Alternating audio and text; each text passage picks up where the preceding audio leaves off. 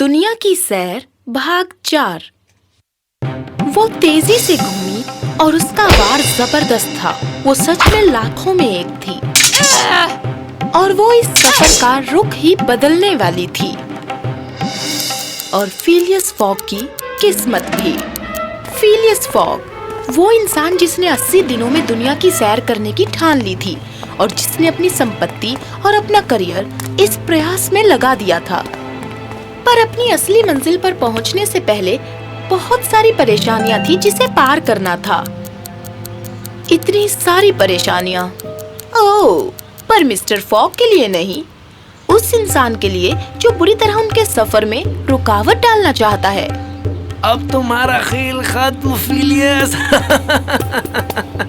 Inspector fix को पूरा यकीन था कि मिस्टर फॉग को गिरफ्तार करने से अब उन्हें कोई नहीं रोक सकता। वो पूरे इरादे और लक्ष्य के साथ आगे बढ़ने लगे। ओह, मिस्टर फिक्स ख्याली पुलाव बना रहे हैं कि कैसे वो मिस्टर फॉग को गिरफ्तार करेंगे और मिस्टर फॉग और पैस्पेटू उनके सामने हाथ पैर जोड़ रहे हैं। ये तो होकर ही रहेगा।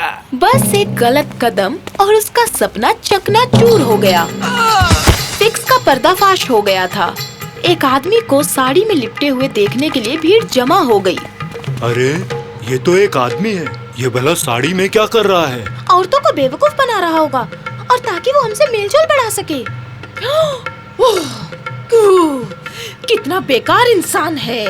हाँ, नहीं, मुझे समझाने तो दो। भीड़ गुस्से में आग बबूला हो गई थी।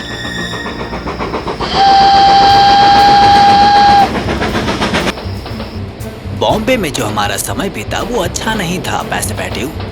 सही कहा ना? हाँ सर, उम्मीद है कि बाकी का सफर अच्छे से गुजरेगा और आप अपनी बाजी जीत सकेंगे। मिस्टर फॉग सहमत थे। वो हवा खाने के लिए अपने कैबिन से बाहर निकले, पर ये क्या, किस्मत को कुछ और ही मंजूर था।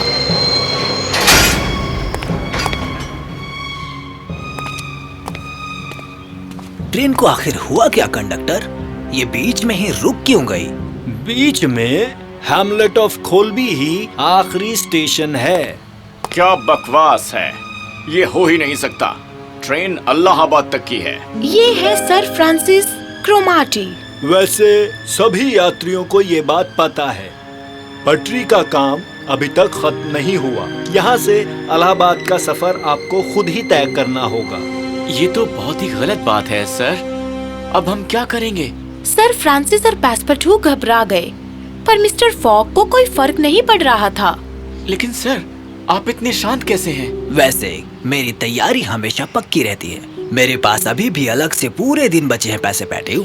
अब चलो चलते हैं और जाने का कोई और रास्ता ढूंढते हैं। लगता है आपको पूरा यकीन है। बुरा ना मानिए तो क्या मैं भी चल सकता हूँ? मिस्टर फॉग मान गए और जल्द ही वो सब जाने का रास्ता ढूंढने लगे। लगता है इस देश को हमसे बेहतर तुम जानते हो। यहाँ से जाने का सिर्फ एक ही तरीका है, या तो पैदल या फिर हाथी पर सवार होकर। इस तरह से बात करने की कोई जरूरत नहीं है मिस्टर। एक मिनट रुको, क्या तुमने अभी अभी एक हाथी कहा? क्या ये मुमकिन है? हाँ, बिल्कुल मुमकिन है। सवार करने वाले का नाम था याज़डैन। वो एक नौजवान पारसी बंदा था जिसे जानवरों के बारे में अच्छे से पता था। मिस्टर फॉग को पता था कि यही सही बंदा है। याज़डैन को पता था कि उनके सफर के लिए कौन सा बंदा सही रहेगा। क्यों नहीं, सबसे प्यारा जानवर, पर उसका मालिक बहुत ही बुरा आदमी है। एक दिन का तो वो बहुत ही ज्यादा पैसा लेगा और वो भी साथ आएगा। सच में बहुत ही बुरा इंसान है। वो उससे दुगना काम करवाएगा, आपको जल्दी पहुंचाएगा और ज्यादा पैसे कमाएगा। बढ़िया, फिर मैं उस हाथी क्योनी को किराए पर बिल्कुल नहीं लूंगा। मैं उसे खरीद लूंगा। तुम्हें पता है ना हाथी की सवारी कैसे करते हैं? इस बात से याज़डैन इतना खुश था कि कियोनी को खरीद लिया गया 2 लाख रुपए में। सर फ्रांसिस, पैस्पेटू और हमारे अपने मिस्टर फॉग उस हाउडा पर बैठ गए जो क्यूनी की पीठ पर बांधा गया था। याज़डैन उसकी गर्दन के पास बैठा था और वो सब चलने के लिए तैयार थे। क्योंकि मिस्टर फॉग और सर फ्रांसिस एक दूसरे के पास बैठे थे, वो गपशप करने लगे। और मिस्टर फॉग सर फ्रांसिस के सफर के किस्से सुनकर हैरान रह गए। मैं ज्यादातर समय भारत में ही रहा हूँ और सच कहूँ तो मुझे इस देश से वाकई प्यार हो गया है। मिस्टर फॉग ये जानकर बहुत खुश हुए कि सन फ्रांसिस ने भारत में हुई आखिरी सिपोही विद्रोह में भाग लिया था। विस्तार में बताकर मैं तुम्हें बोर नहीं करूँगा। प्लीज, मुझे सुनकर अच्छा लगेगा। क्यूनी पर बैठकर सफर करना बहुत ही अच्छा साबित हुआ। मिस्टर फॉग अपने शाही अंदाज में बड़े आराम से सफर का मजा ले रहे थे, पर जहाँ तक सर फ्रांसिस और पासपोर्टू का सवाल था,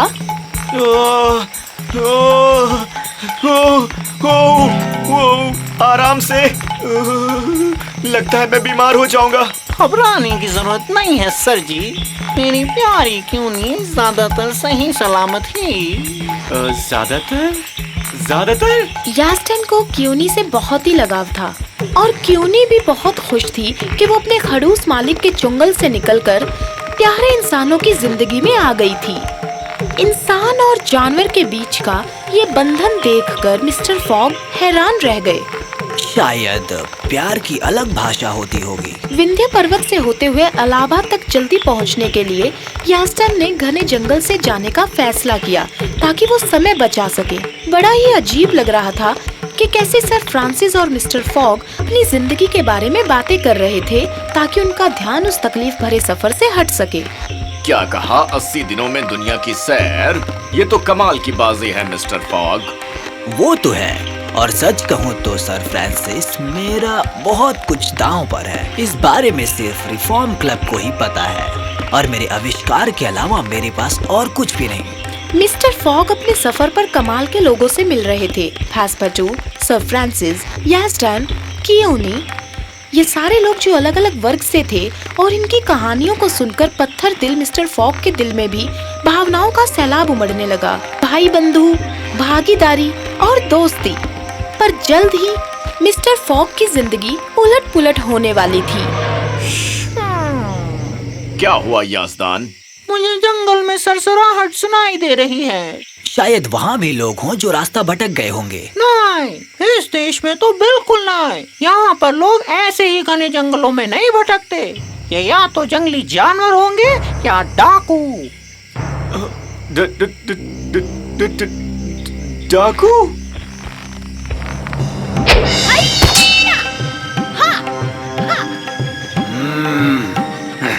कोशिश भी मत करना, हमारे साथ चलो। ये क्या हो रहा है? वो पावेल गांव की राजकुमारी मीरा है सर जी। वो एक योद्धा राजकुमारी है। उसने सबसे मुश्किल हालातों में भी आवाज उठाई है। एक राजकुमारी को नियम का पालन करना होता है, पर उसने आज तक नहीं किया। वो शायद उसी के गांव के सिपाही हैं। सब लोग देख रहे थे कि कैसे राजकुमारी बहादुरी से लड़ रही थी, पर कोई भी मीरा को इतने ध्यान से नहीं देख रहा था जितना मिस्टर फॉग।